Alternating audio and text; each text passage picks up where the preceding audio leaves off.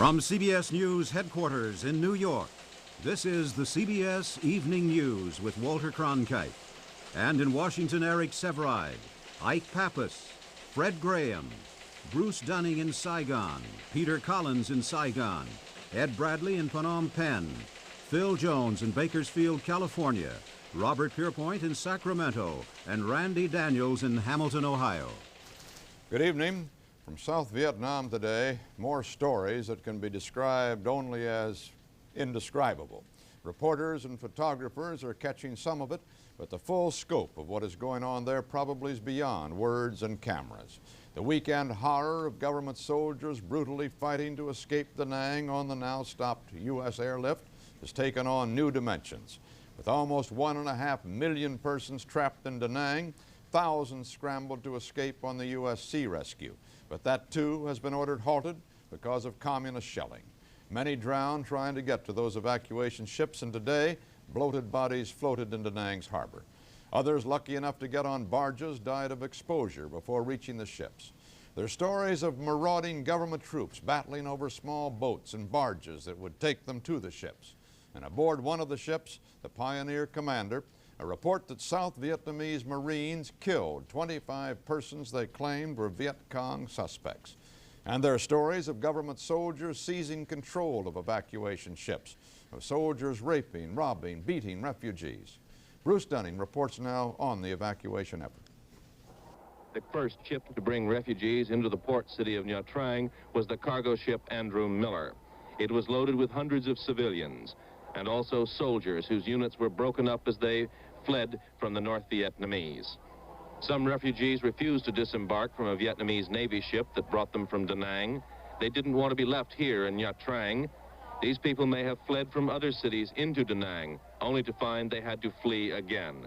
They want the ship to take them to Saigon, but the government is trying to limit the number of refugees being allowed into the capital for fear that the communist sapper squads could be infiltrated into Saigon among the refugees. But no one feels secure in Nha Trang, and thousands are trying to flee the city. If they can't get out by ship, they are taking to the roads, heading to Phan Thiet, the next major city southward, as the wave of refugees rolls on, pushed by the onrushing North Vietnamese advance and the government retreat. Those who remain are filling sandbags to build bunkers for protection against the attack they fear will come, unless the government concedes Nha Trang, as it has conceded more than a third of the country. Bruce Dunning, CBS News, Saigon. The U.S. Agency for International Development says tomorrow it will begin a new evacuation of refugees, this time from the port city of Quy Nhon, South Vietnam's third largest city. But there were unconfirmed reports today that the communists already had captured Quy Nhon in their drive south along the coast. Further south, civil disorder was reported in Nha Trang, a city swollen by refugees and a target of the communist offensive. Along the Cambodian border, communists also are threatening Tay Ninh province, crucial in their campaign because of its proximity to Saigon. Peter Collins reports. These South Vietnamese troops and tanks are reinforcements being moved into the threatened city of Tay Ninh, 50 miles northwest of Saigon. They are facing one of the biggest and perhaps most decisive battles of the war if, as expected, the North Vietnamese attack Tay Ninh and the area north of Saigon in the weeks ahead. In Tay Ninh itself, most of the shops along the main street are closed, and the marketplace is deserted. Only a few people, like this helpless old woman, are left behind out of a population of about 50,000. Gas stations in Tay Ninh are closed, but a few young girls brave enough to ignore the threat of occasional rocket attacks still find customers for black market gasoline they sell in plastic cans. The soldiers charged with defending Tay Ninh are part of the 25th Infantry Division, and their veteran commander, Brigadier General Ly Tong Ba, has some strong views about the collapse of South Vietnamese forces in the central and northern provinces. It is a question of leadership, he says. The commander must be upfront with his troops. General Ba often digs into his own pocket for money to buy beer for soldiers such as these, just back from a combat operation. But it will take more than confidence and leadership to hold Tay Ninh. Near Bien Hoa, 15 miles north of the capital, a bulldozer has been put to work digging a trench that the soldiers hope will be wide and deep enough to stop the Russian-made T-54 tanks. But with the North Vietnamese offensive in high gear, there is serious doubt whether tank trenches will be enough to stop their advance. Peter Collins, CBS News, Saigon. Ike Pappas reports from the Pentagon that officials there are taking another look at South Vietnam's military situation, and what they see is grimmer than they'd thought. Pentagon figures show the refugee situation in South Vietnam is worse than previously believed. As many as 1,750,000 people are homeless, and Pentagon sources say the figure could go to 2 million. They offer this breakdown. 1,300,000 are now in Da Nang. Another 400,000 are safe, at least for the time being, in the cities of Nha Trang, Tuy Hoa, and Quy Nhon. Another 20,000 are straggling along coastal roads. And today, Defense Secretary Schlesinger said that the military situation in South Vietnam was grim. He predicted that the North Vietnamese would attack Saigon itself in a matter of weeks. Da Nang is now gone, and undoubtedly there will be further withdrawals. The government must stabilize a defensive line that incorporates at least Saigon and the Delta. And undoubtedly the morale of the remaining forces has been adversely affected. At the present time, however, one doesn't know how much the demoralization that occurred in the north may affect the forces in the south, and that will have to be tested. I fear that Hanoi will now move as rapidly as possible to test that. Schlesinger said fleeing South Vietnamese troops left behind at least $600 million worth of U.S. military equipment, and the figure could go to $1 billion before the final accounting is in. Ike Pappas, CBS News, the Pentagon.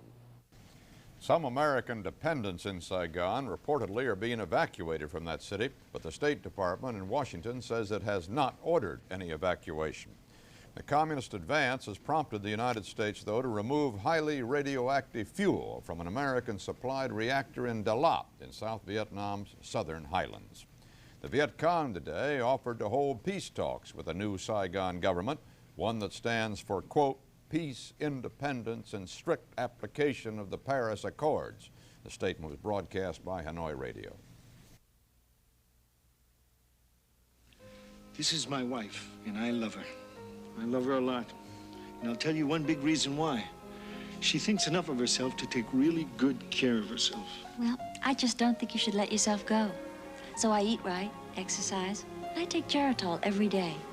That way I know I get the iron and vitamins I need. Geritol, more than twice the iron of any ordinary supplement, and some very important vitamins. My wife, she cares about herself, and I love her for it. You'd never think that people who live out here, where the days are filled with hard work, fresh air and sunshine, and nights are quiet, would sometimes have trouble falling asleep, but they do. Sure, I have trouble falling asleep once in a while. Everyone does. So I take Sominex. I put in a full day. What I don't need is trouble falling asleep at night. So I keep Sominex in the house. Sominex? It helps me relax and feel drowsy so I can get to sleep. Sominex. It helps take the trouble out of falling asleep. Cambodia's President Marshal Lon Nol is leaving his country, presumably never to return. Publicly, the trip, expected to begin within 24 hours, is said to be for a state visit to Indonesia and then to the United States for health reasons. Ed Bradley reports from Phnom Penh. Traffic at the palace has been heavy with a stream of high-ranking visitors. U.S. Ambassador John Gunther Dean met with the marshal, and informed sources say at this point the United States is making no effort to keep Lon Nol at the top of this crumbling republic. Top Khmer officials, military leaders, and the remaining province chiefs have visited to say their farewells. Sources in this government say no one expects the marshal to return. His personal belongings have been packed, including the birds he kept on the palace grounds. His family and a group of about 25 others have received their passports and visas. The marshal also presided at a last-minute promotion ceremony, raising a couple of old friends to the rank of general and transferring choice assignments to some of those old friends who will remain in Cambodia. The president, a devout Buddhist, also met the religious traditions of his office in a farewell meal with the leading monks. It is traditional for a new or departing chief of state to eat with the spiritual leaders of this country. And Lon Nol had an emotional breakfast with the monks, including two who ate with him 5 years ago after the ouster of Prince Sihanouk. Palace sources said he gave the monks about $3,000 and tearfully told them it was his final goodbye. The departure of Lon Nol signals the beginning of the end of the war. The president met with his cabinet, and it's expected a caretaker government will be formed, ostensibly to call new elections. But the new government is expected to last only a matter of days before another is formed, a new group that will attempt to negotiate with the Khmer Rouge. There is talk here of a negotiated settlement. That will depend on the Khmer Rouge. Militarily, they have the upper hand, and with the departure of Lon Nol, they are the strongest political force as well. After 5 years of war, the Khmer Rouge will be able to dictate their terms for peace. Ed Bradley, CBS News, Phnom Penh.